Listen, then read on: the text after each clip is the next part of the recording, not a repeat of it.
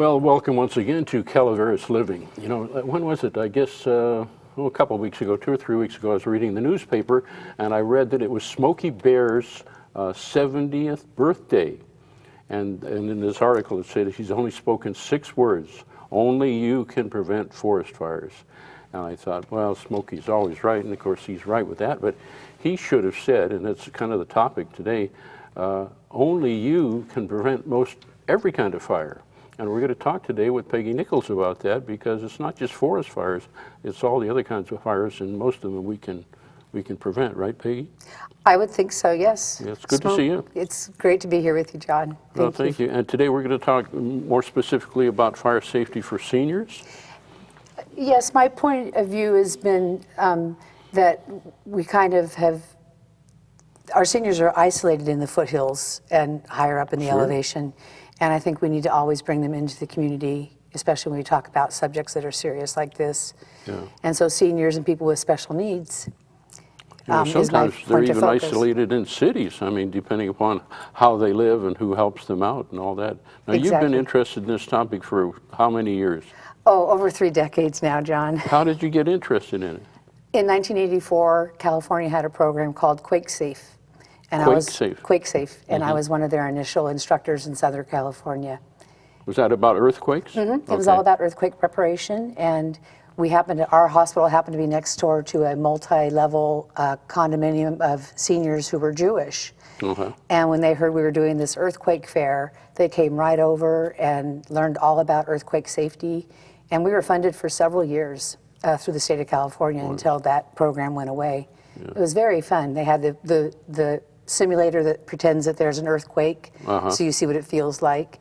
And so we introduced the topic to the seniors and told them how they could be proactive and help after an earthquake by preparing ahead of time. Oh, that's good. Yeah, having grown up in Hollister, I went through many earthquakes. So yes, you would. I should have taken that course when I was younger. But anyway, how did you then transition into more fire safety? Of course, earthquakes can cause fires too. Well, we know that certainly from Loma Prieta. Yeah. When I moved up here, it was a very easy transition because they said, this is not earthquake country, this is fire country. Yeah. And so the first couple of years I did the safety fair, Tuolumne General sponsored me. And I still was focusing on earthquake, but I was listening to what people were saying. And they wanted to know more about fire and local disasters that would impact us here directly. We might get repercussions from an earthquake in the Bay Area, but our problem right now is we're in the middle of a red flag warning, high fire danger because of the wind and the drought. Yeah. So our topic couldn't be any more timely than it is right now. How do you want to approach it? What's some of the first things that come to you about fire safety for seniors? I read so much this week because I wanted to make sure I had the most current information. And this is what bothered me the most, John. At the age of 65, you're twice as possible to die in a house fire after the age of 65. As being younger, below 65. Below 65, you're apt to get out. 65 and above, you have a 2 times greater chance of dying in a house fire. But listen to this, at 85, the risk goes up 4 times. That someone who's 85 or older, who's involved with a wildland fire or a house fire, their chances of not getting out alive go up by 4. Well, that's incredible statistics, huh? I was really amazed when I read that, and I think that's what we need to talk about. And from this information sheet, which was available through FEMA, it talked about seniors need to remember that once you leave the house, you never go back inside. I lost a dear friend many years ago because she went back inside. It was in the early years of 911, and she didn't realize, she was confused from the smoke. She had gotten out of the fire. She went back in to call 911, and the house fell on her, and she was severely burned. She eventually died as a result of her injuries. Yeah, you hear people going to save the cat or my favorite such and such, and that's a mistake. It is, and that's what they stressed. They said the first thing that we should be talking about is a meeting spot away from the house, so that after everybody leaves, you all meet there and you do a head count. And so that when the fire department arrives, the responsible person goes and says, Grandma's not here. She's on the 2nd floor of the house. We've done a head count. We don't know where she is. You don't re-enter the building for any reason. You let the professionals do that. And I think that's really what I want to stress tonight is the importance of looking out for our seniors. It's wildfire season. Sure. And what can we do as neighbors, as community, to assist them at a time where they might be very frightened and disoriented. It should be very clear, especially to people over 65 and even more clear, people over 85, that they have a plan, right? That they know ahead of time where to be, what to do, where to go. Exactly. And that's hard to sometimes get across to certain seniors. Well, it's hard to get across to the whole population. Yeah. It's just so essential to know and to have a plan. And so FEMA has this wonderful book called the Fire Safety Checklist for Seniors. And it has everything in it that anyone would need to create their own individual plan or a family plan. Yeah. Now, how do you always keep up with the latest publications at the government? You must know Obama or somebody, do you? No, I know the 800 number for FEMA, though. Okay, And but they this keep is track, the yeah. fire safety checklist for older adults. Older adults, Do yes. you want to go through that? Or Well, yes, of course we do. pick out the things that you think are crucial? Well, I think you've already said it. Number one is having a plan. Uh-huh. Making sure that you have somebody who, if there's a fire, they're going to call and check and say, are you okay? Do you need help to leave? Uh-huh. To pay attention within your own home to prevent fire hazards. Like, everyone loves the romance of candles. It doesn't matter what age you are. Yeah. It's always nice to light a candle at dinner. And the recommendation in this book is that you use battery-operated candles as you're a senior. Actually, my wife has a couple of those, and they're gorgeous. They're gorgeous. They Yeah, look they're really normal. nice. Yeah. They talk about cooking safety, not wearing your robe if you're in the kitchen while you're cooking, making sure that the handles of the pans are inside, just like you would with a toddler. Yeah. You don't want the shirt or the robe getting stuck Yeah. on the handle of the pan and then pulling away and starting a kitchen fire that way. Of course, having the fire extinguisher in the kitchen is very much an essential One part of that's the plan. charged and up to date, right? Well Yeah. said. Yeah. Yes, definitely. And there's certain extinguishers that are right for certain types of fires, too. Correct. And I know that our local fire departments will be more than happy to educate anyone on the use of the proper use of fire extinguishers for the appropriate fire. I am in no way, shape, or form an expert on this, except that I practice with mine every year. And then I have to go buy a new one because I practice with it. Well, you do actually practice? Oh, Yeah. absolutely. Yeah. Yeah, boy, more people should do that because sometimes you can't get the little safety wire off, or you poke it the wrong way or something. It doesn't come out the way you thought it would. Exactly. And the best thing to do, I mean, they're not that expensive. Yeah. And what I do when it's close to the expiration date of the fire extinguisher, I will go ahead and do a hands-on, oh, there's a fire in the kitchen drill. Yeah. And do that, and then make sure I have my new one ready to go. That's really a good plan. And since we're talking about in the home, another thing they stress are the new laws for the smoke detectors and the carbon monoxide detectors. Very, very important that every home, especially with seniors and children, people with disabilities or special needs, families, everybody needs to have both of those devices in their home. And they found now that a lot of older Americans have trouble hearing, and they have smoke detectors now that will speak loudly, and it can be in the family member's voice that might break through to them versus a mechanical, fire, whatever. Yeah.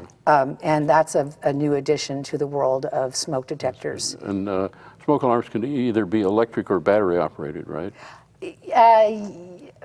I can't answer that fully. I mean, I've seen both, lately. So Yes. I think they're. I went to pull the hardwired one out of my house because it has asbestos in it, and that didn't work out very well. It's always good to hire an expert when Yeah. you're doing anything associated with fire. And then if you do have a battery operated one, it's good, just as you did with your extinguisher, to check the batteries because they go out too. That's right. Spring forward and fall back. Yeah. The weekends of spring forward and fall back are always the time that the fire department wants us looking at our batteries and testing our smoke detectors and our carbon monoxide detectors. Okay. What other things should we discuss on this checklist that you think is important? Of course, it's all important. Well, it's all important. There's no doubt about it. Smoking. Oh, yeah. You know, It's easy to fall asleep. it's so, I have seen it firsthand, and seniors need to be safe when they smoke. Yeah. Now, I'm Says- not here to proselytize about the evils of smoking or anything like that. It's just the fire danger. We could do a show on that, though. But it says if you smoke, smoke outside. That's right. Never smoke in bed while drowsy or while under the influence of medication or alcohol. Use deep, sturdy ashtrays. Before you throw out your cigarette butts and ashes, make sure they're completely cool. Just like Smokey would say. Yeah, yeah. He We would. should have Smokey here with his deep voice. Check furniture in places where people smoke. Okay, never smoke. Oh, this is a good one, where medical oxygen is used. Oh, absolutely. Yeah. Yeah, that's an issue. That's a very common issue, and not a safe issue at all to smoke with oxygen in the home. Yeah. It just doesn't work. Oh, But it's important that if someone is going to smoke, that they smoke outside. Outside. Have a decent, I found the really great canister ashtray, and you put water in the bottom, oh, that's and smart. the fire goes out Right away. automatically. So that worked out well. There's a whole pages 8 and 9 that fires for safe cooking. Yes. That's good. Cooking is a risky venture sometimes when you're a little bit older or on medication, Yeah. as I am at times. Well, And you can forget things too. You know, you can go off. Oh, I have to go to the bathroom, or something's happening, and then you leave something. It yes, boils you get over. distracted. Yeah. And it can easily start a kitchen fire if you have, let's say, a kitchen towel on the counter and you have a gas stove, and something has drawn your attention away from the fact that you're cooking something. You have your ingredients right there for a little Yeah. kitchen fire that could turn into a big kitchen fire. And they talk about staying focused Yeah. on what your task is at hand. And I think that's important across the board, from children to adults to seniors. Sure. We all need to stay focused on what we're doing so that we It can says be fire cooking safe. fires are the #1 cause of home fires. Isn't that amazing? Yeah. That something as simple as cooking is the #1 cause. And that many adults experience burn-related injuries during cooking. Yes. And preparation. This is a good little. It's a great little book. And I love this next section about heating your home safely. We have 3 different heat sources in our home. And Gas and electric. we and, have, fireplace. we have the wood stove, we have propane, for when I'm not around, and we have freestanding heaters. Oh, okay. I found it was safer to put the freestanding heaters away last year and just focus on heating the house just with wood. And that was the safest choice for me last year. That's good. And because the cords are a trip hazard, Oh, yes. the heaters can't be too close to the curtains or too close to the bed because they can combust and start a fire. So it's really important when you're discussing how you're going to heat for the winter to keep in mind who it is that you're planning this with and what's the safest thing for them. What's the safest heat source for them. Where it says ask a professional to inspect your heating system every year, is that specific, like someone from the gas company or propane? Whom would you ask who could cover all those things? John, that is a great question because that just happened at my house. I didn't know that. Okay. Yes, I live up in Arnold, so Ebbets Pass Gas came and checked out my propane heater because I haven't used it for about 4 years. And they said I was just like the lady on TV with the years of cat hair build up in there. And they did a beautiful job of cleaning it out for me and teaching me more about my propane heat. Is that just as a service? Did you have to pay for that? I believe it's part of my gas service. I didn't. Wow. I don't remember seeing a separate bill at all. Okay. People on Highway 4 are so willing to do things for people. The fire department, Ebbets Pass Gas. Yeah. There's just so many people out there willing to help. You just have to ask. Yeah. And they'll come to your Ebbets house. Pass Gas, they're really nice people. We They're have them very for great. many years. Yes. Very good. you know, before the show, for you folks out there, I had not seen these. I knew Peggy would bring some good publications along, and this is great. I can take this one home, I see, because it's a spare. That's right. Okay. That's your copy. That's not a spare. That's specially for Okay, it says you. practice electrical safety. Yeah, electrical work should only be done by a licensed electrician. Boy. Again, I hate to say it, but I installed a timer, and I was very proud of myself. I read all the instructions, and I wanted a timer for the outside lights. And that night, my husband and I were watching TV around midnight, and thank goodness it was during the summer, because I smelled something a little funny. If it had been the winter, I wouldn't have smelled it. And I touched the wall, and the wall was hot. Oh. We immediately left the house, grabbed the phone, and called 911. And the fire department came around 12:30 in the morning and proceeded to attack the wall, expose the soon-to-combust timer that I thought I had safely installed according to my limited electrical knowledge. Oh, wow. That was fortunate they came quickly. They came quickly, and we weren't asleep yet. If we had gone to bed, Yeah. that would have been all. That would have been it. And so that was a really important experience for me to remember that I am not an electrician, I am not a firefighter, but I'm here to make people aware of what's out there and what we need to do to make our home safer. You've had quite a few things happen to you. Oh, John, please. You know, that's why you gain more knowledge every year. Yes. Yeah. Well, that's what's different this year, John, is in 1992 for the old Gulch fire, I worked for 8 hours and packed up everything in the house, preparing to leave as we knew we were going to be evacuated. And my husband came home, we filled up the cars, and away we went. Well, that was 1992, quite a while ago. Yeah. And I have had a lot of things happen to me. And so I've had to reduce my equipment Yeah. that I These bring are- from the house. These are the things out here that you kind of have for emergencies. Exactly. Yeah. And not my big emergency kit anymore that you saw before with everything spread out from hither and yon. Yeah. This is very concise and precise. Each one is labeled for what it contains. Yeah. And I myself can evacuate myself with these 4 containers. And they're like the 5 containers there, or the 5 or 6, but they're all fairly lightweight to carry? Not necessarily. Okay. And that's why I have to be careful, because I only have one arm that works right now. Yeah. And so I've limited what goes in them.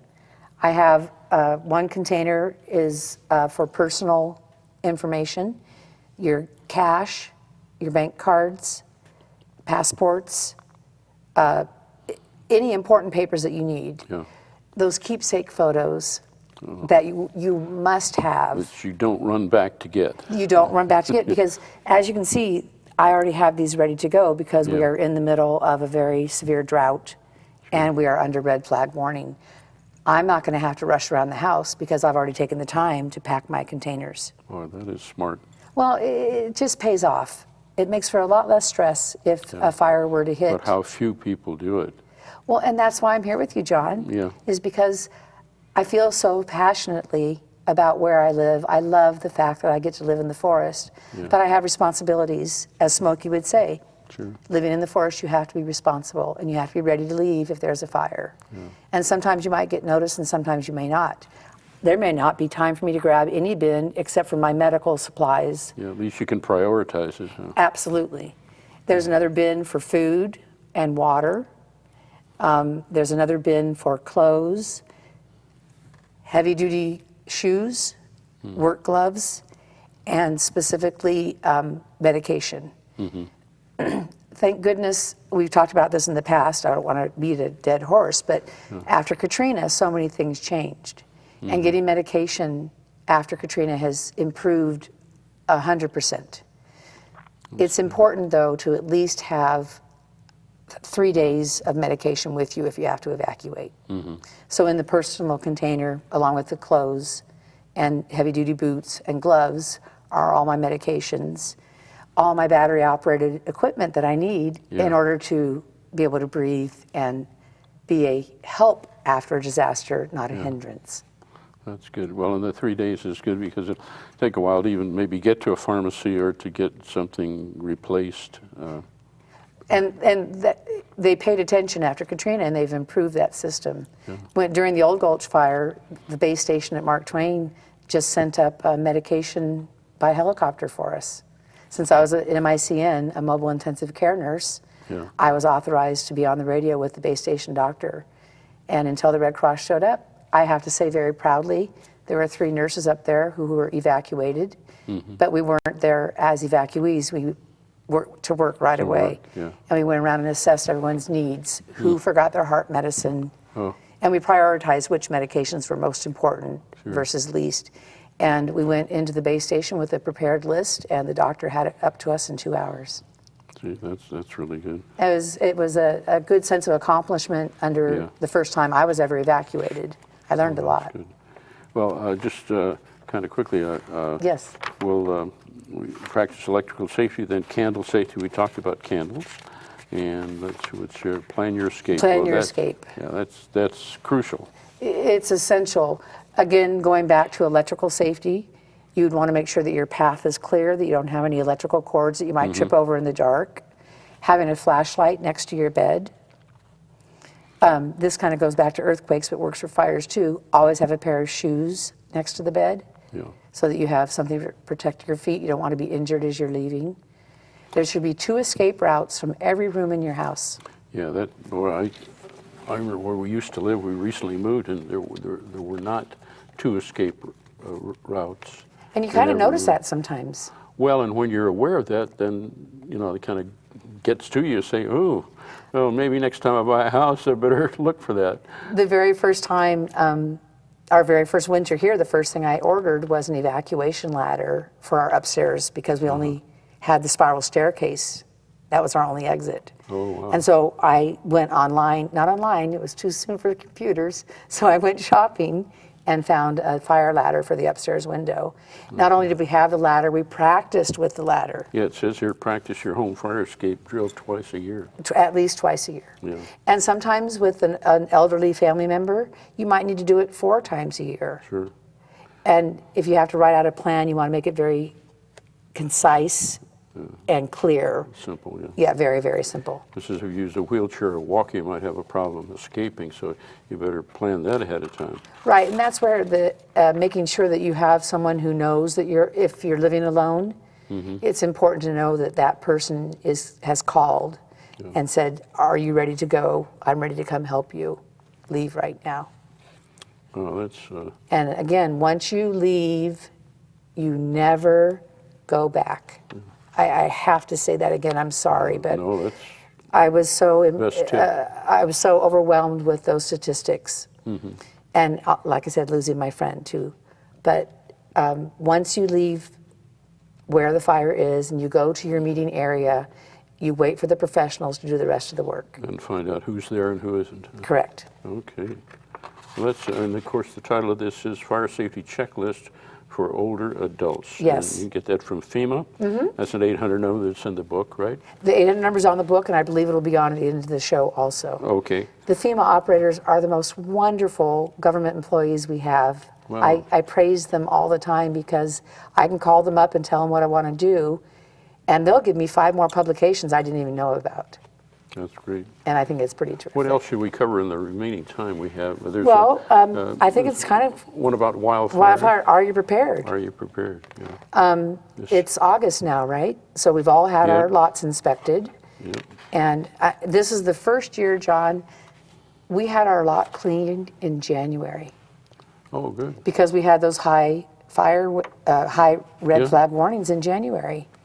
And all I could think about was, oh my gosh, I have never had to have the lot cleaned or cleaned it myself in my younger days in January, but I felt that once I did, I felt much safer. Now, they say 100 feet or 150 feet? What do they say? Around? I used to be a VIP inspector. I'm not there anymore, so I don't have the most current, but I think it's 0 to 30 feet is the initial clearance. Yeah. And then 30 feet to 70 to 100 feet is the secondary clearance. Okay. And this year, we did our whole lot as if it were just the 30 feet. Oh, Because we have been battling bear clover for quite a while and finally got a grip on killing it last year, which sometimes you got to kill things bear clover stay can be alive. sacrificed to stay alive. Yeah. So we went to the bare ground because we hadn't done a really major cleaning in years. And January was enough to bother me that I even had them take out my vinca. 25 years growth of vinca came out. Wow. And they took out piles and piles of hidden pine needles. And that was their point last year. They don't want us to take out our vinca to take out our vinca. They want us to get rid of the the piles that are hidden. That easily burn. Yeah. That can easily burn, yes. Good. Actually, where does the time go, you know? Oh, don't tell me we're done already. Well, we're getting close. Oh my goodness, Okay. what should we talk got about? 2 or 3 minutes. What would you like to leave people with? Of course, don't go back. I know you certainly made that point. Get these publications, and if they'll put the titles of those up, we'll just make sure the people out there who are watching see them. It says Wildfire. There it is. It says an August 2004 publication, Wildlife, Are You Prepared? And then I think there's some others that they may have put up when I wasn't looking. Well, I have the perfect answer to your question. And there's the fire safety checklist. What? Of what I want to leave people with is this statement. It's so important as your life changes that you adjust your family disaster plan to change with you.